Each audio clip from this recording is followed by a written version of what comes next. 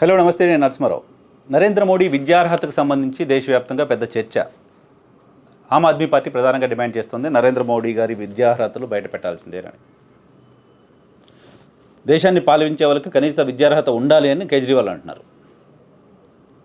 ఎందుకు విద్యార్హతలు బయట పెట్టరు అని డిమాండ్ చేస్తున్నారు. కోర్టుకు వెళ్ళారు. అనూహ్యంగా కోర్టు అది అవసరం లేదు, చెప్పాల్సిన అవసరం లేదు అంటూ కేజ్రీవాల్ని హెచ్చరించింది. కేజ్రీవాల్ పిటిషన్ని డిస్మిస్ చేసింది. సరే, కోర్టులు అలా ఎందుకు వ్యవహరించాయి ఏంటో పక్కన పెడితే, nation wants to know Narendra Modi ఏం చదువుకున్నారు, ఎందుకు దాన్ని దాచిపెట్టాల్సిన అవసరం ఏముంది?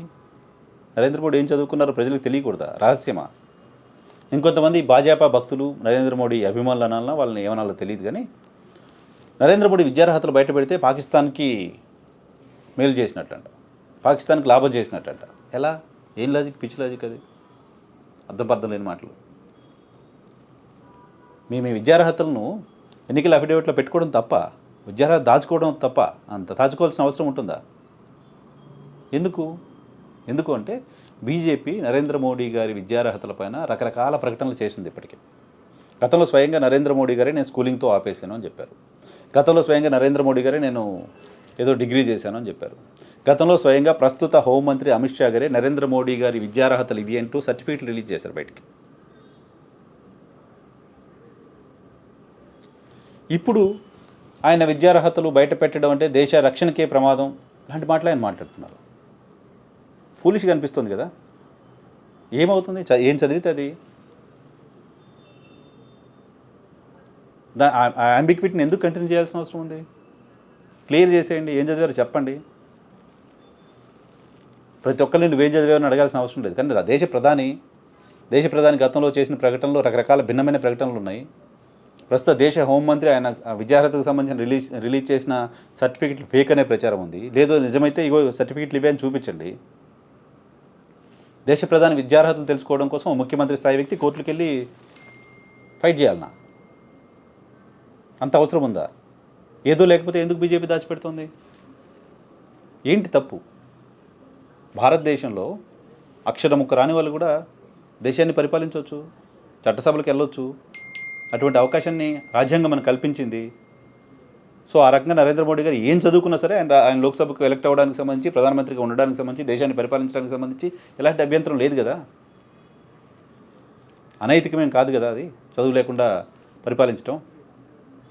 కేజ్రీవాల్ గారికి అభ్యంతరం ఉండవచ్చు, ఓన్లీ చదువుకున్న వాళ్ళే పాలించాలని. దాంతో నేను అంగీకరించను, చాలామంది అంగీకరించరు. స్వాతంత్ర పోరాటంలో చదువు రాని వాళ్ళు చాలామంది ఫైట్ చేశారు, చాలామంది స్వాతంత్రం కోసం ప్రాణాలు అర్పించారు.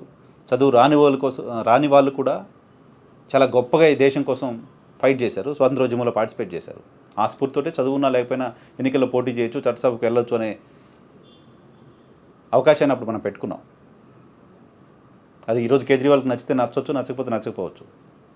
కానీ దేశ ప్రజలంతా దాన్ని యాక్సెప్ట్ చేస్తున్నప్పుడు విద్యార్హతను దాచాల్సిన అవసరం ఏంటి? ఈ భావోద్వేగ రాజకీయాలు ఇంకా ఎంతకాలం చేస్తారు? ఈ ఎమోషనల్ పాలిటిక్స్ ఇంకెంతకాలం చేస్తారు? తాజాగా నరేంద్ర మోడీ గారు ఇంకో కామెంట్ చేశారు.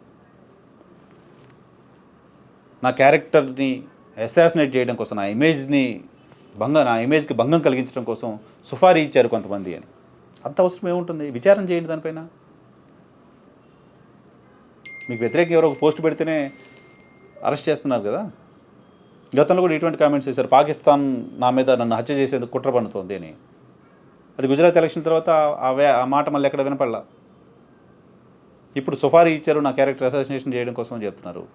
విచారణ చేయండి దానిపైన కూడా. కరెక్ట్గా ఎలక్షన్ క్యాంపెయిన్ టైంలో ఇటువంటి ఎందుకు గుర్తొస్తున్నాయి మోడీ గారికి? ఆ తర్వాత వీటిపైన ఎందుకు మాట్లాడట్లేదు? దేశ ప్రధాని చాలా ఉన్నతమైన స్థానంలో ఉన్న వ్యక్తి. 2 సార్లు ప్రజలు డైరెక్ట్ మెజారిటీ ఇచ్చి ప్రధానమంత్రిని చేశారు. 9 ఏళ్ళు పైగా ప్రధానమంత్రిగా కొనసాగుతున్నారు. ఇటువంటి మాటలు నరేంద్ర మోడీకి ఏమాత్రం శోభని ఇస్తాయని నేను అనుకోవట్లేదు. విద్యార్హత పైన నాంచడం అనేది ఇంకా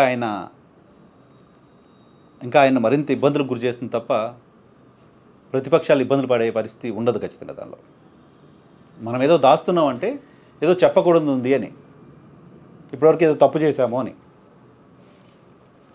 ఆ తప్పు చేసి ఉంటారు మోడీ గారని నేను అనుకోవట్లే, దేశం అనుకోవట్లే.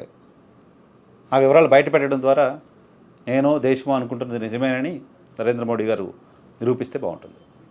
Thank you.